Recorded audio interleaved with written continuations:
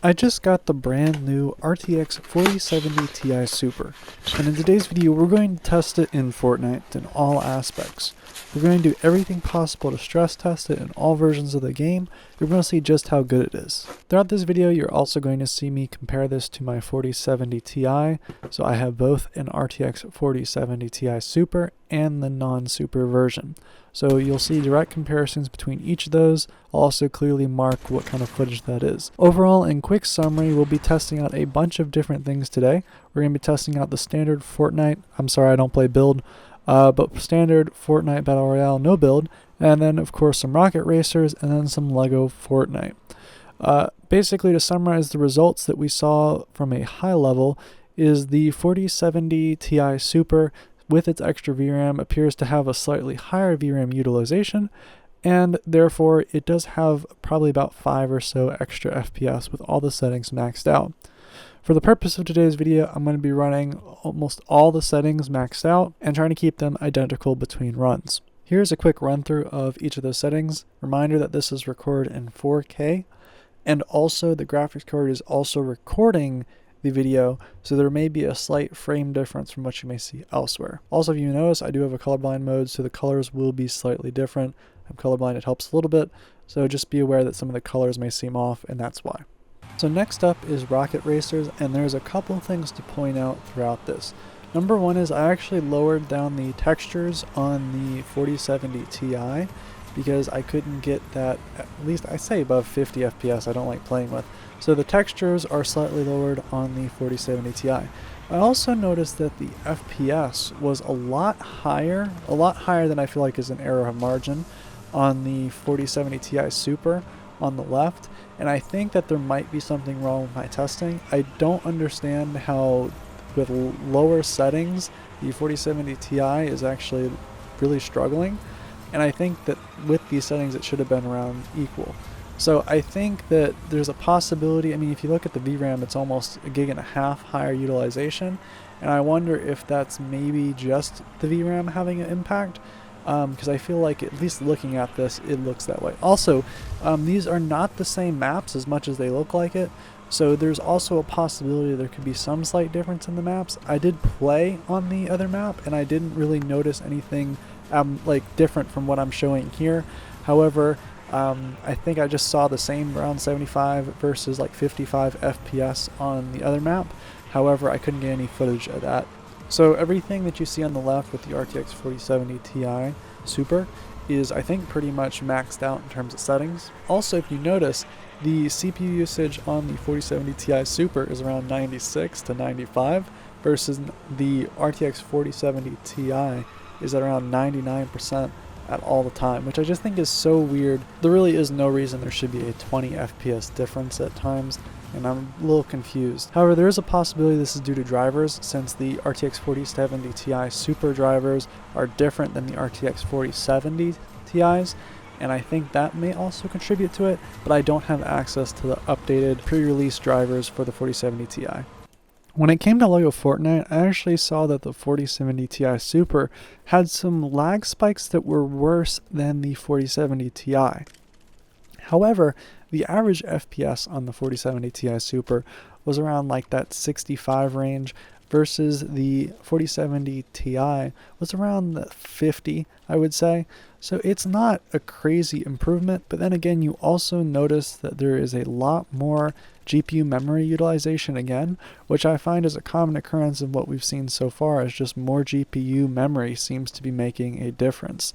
So I think that if you are looking at maybe that additional 5 to 10 FPS, that seems to be a common occurrence across the board. A lot of the settings I tried to keep the gameplay around 60 FPS, so that is why most of the time the FPS is around that area.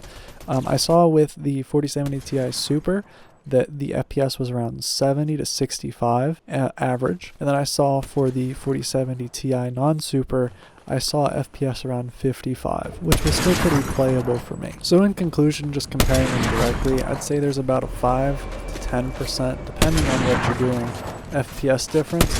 I think that higher 10% is likely to just a little more VRAM utilization. I saw that the VRAM was much often more utilized, and therefore probably like by 2 gigabytes often as well. So I think that extra 4 gigabytes just gave it a little bit more headroom that it felt comfortable kind of pulling from. And I also tried to keep the settings the same, so it really looks like there is a little bit of a difference, at least on the 4070 Ti Super. Now with the popularity of streaming, I always like to cover the effects of streaming while playing a game.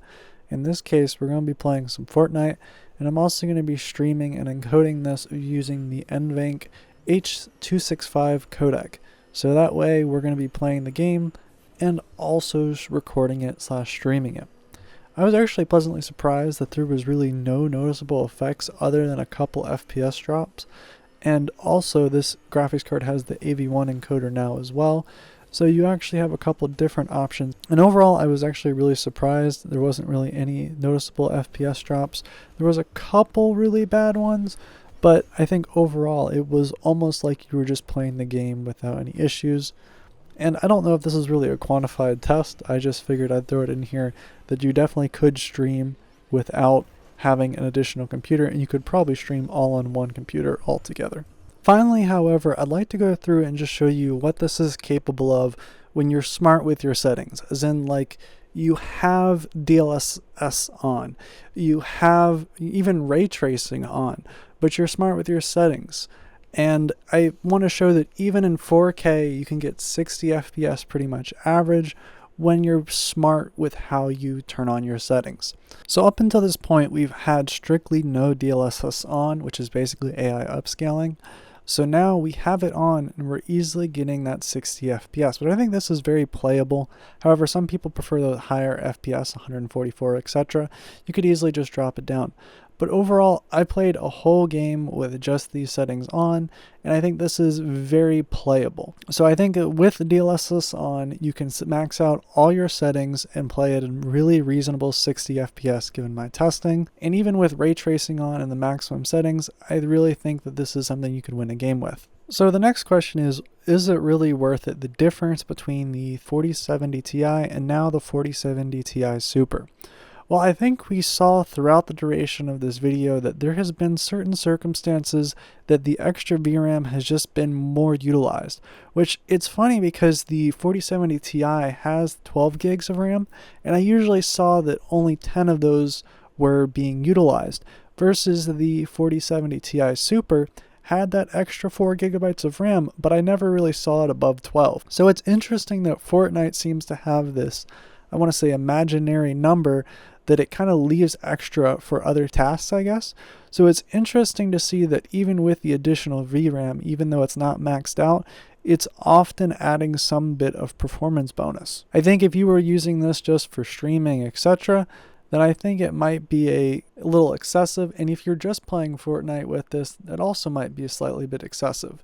But it's pretty evident that at least in 4K, you're able to max out all the settings, and I think you're able to get everything that you'd like. Currently at the time of this video, online it says that the 4070 Ti is going to be $750, whereas the 4070 Ti Super is going to be $800, which, given a $50 price difference, and I think the minor increase we saw in FPS, I think it's up to you to make the decision on whether or not you want to buy. I do know that at certain circumstances there was definitely a good bit of VRAM utilized, and also VRAM in the past has actually meant how long a graphics card can stick around, as usually that's the limiting factor going forward as games update and add more textures and artifacts. I do know if it was me as a content creator, the extra VRAM would make a difference specifically in some of my video editing workloads. However, I do know that the average person probably won't notice a difference.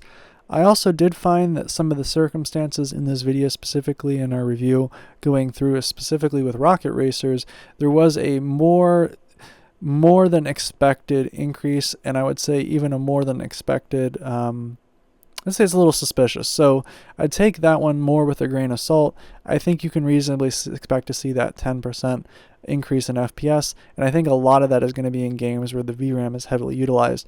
We saw in some heavily modded Minecraft in another video that there was actually some times in which the extra VRAM helped with render distance, etc. And I think overall the VRAM has shown that there are certain circumstances, maybe not all, that that extra VRAM is actually utilized. And if it's only $50, then it might be worth it for some people. Anyway, I'd like to thank you very much for watching. Thanks for tuning into this video, and feel free to ask questions down in the comments if you have any, and I'll try to do my best to answer.